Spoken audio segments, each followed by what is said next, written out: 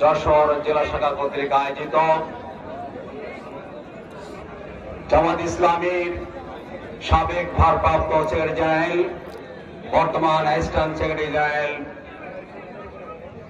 কারাগারে দীর্ঘ 14 বছর নির্যাতন নিষ্পেষণের মাধ্যমে কারাগারের ফাঁসি ছেলে তিনি 14 বছর অন্তরীণ আছেন।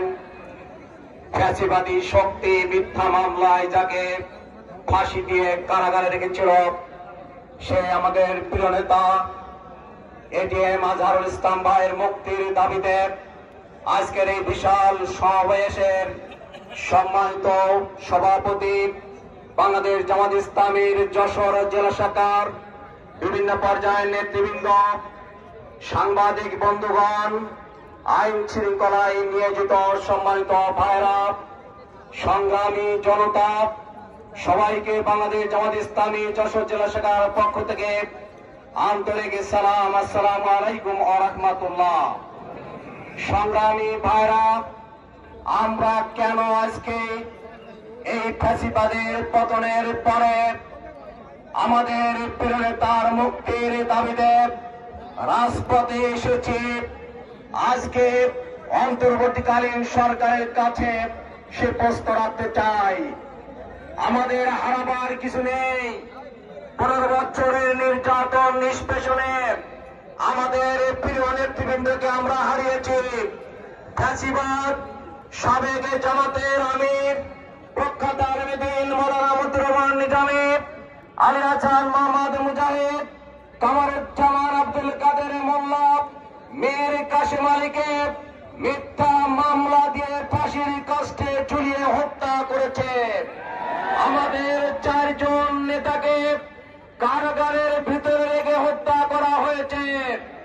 শত শত কর্মীদেরকে ক্রসফায়ার দিয়ে আয়না করে রেখে হত্যা করা হয়েছে। বাংলাদেশের জামাত ইসলামের লক্ষ লক্ষ কর্মীর বিরুদ্ধে মামলা দিয়ে নির্যাতন নিষ্পেষণ চালানো হয়েছিল। আমরা হত্যা নির্যাতন নিষ্পেষণের কোনো ভয় করি না, কিন্তু আমরা আজকে বলতে চাই, আজকে ফ্যাসিবাদের পতন হয়েছে। বিভিন্ন রাজনৈতিক দলের নেতৃবৃন্দ যারা কারাগারে ছিল, ফাঁসির হুকুম ছিল, যাবজ্জীবন কারাদণ্ড ছিল, তাদেরকে মুক্তি দেওয়া হয়েছে। আমাদের আজহার ভাইকে কেন মুক্তি দেওয়া হয়নি আজকে প্রশ্ন রাখতে চাই। আজকে অন্তর্বর্তীকালীন সরকারের মধ্যে আমরা জানি না ঘাটারির সেই শক্তি লুকিয়ে থেকে আজকে আমাদের আজহার ভাইকে মুক্তি দিচ্ছে না। আমরা তাদেরকে বলতে চাই, 24-এর গণবিপ্লবে ফ্যাসিবাদের যে পতন হয়েছে, এদেশের তরুণরা ছাত্র জনতা রাজপথে নেমে এসেছিল, জীবন দিয়েছে। আমরা এটিএম আজহার ভাইয়ের মুক্তির জন্য প্রয়োজনে রাজপথে আমাদের আন্দোলন লাগাতার চালিয়ে যাব। মুক্তি না পর্যন্ত আমাদের আন্দোলন চলবে। আমাদের চুপচাপ থাকাকে যদি আপনারা ভদ্রতা মনে করেন, আপনারা ফোন করবেন।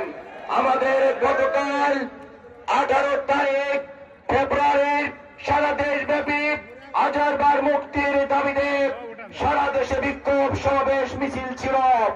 যশোরে বাংলাদেশ জাতীয় দল বিএনপির এই জায়গায় জনসভা থাকার কারণে, আমরা রাজনৈতিক শিষ্টাচারের কারণে আমরা আজকের সমাবেশ পরিবর্তন করে, আজকে গতকালকে সমাবেশ পরিবর্তন করে আজকে আমরা 19 তারিখে করেছি।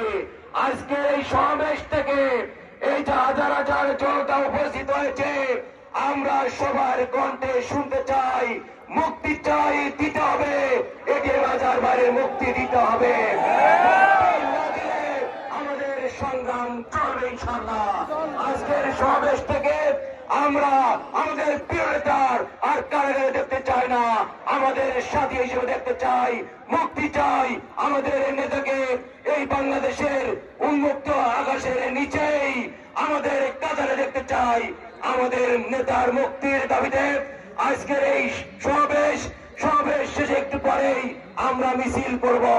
আমাদের কর্মী ভাইদেরকে বলতে চাই, আমাদের মিছিল এখান থেকে শুরু হয়ে গাড়িকাটা রোডে মনিহারের পাশে যে শেষ হবে।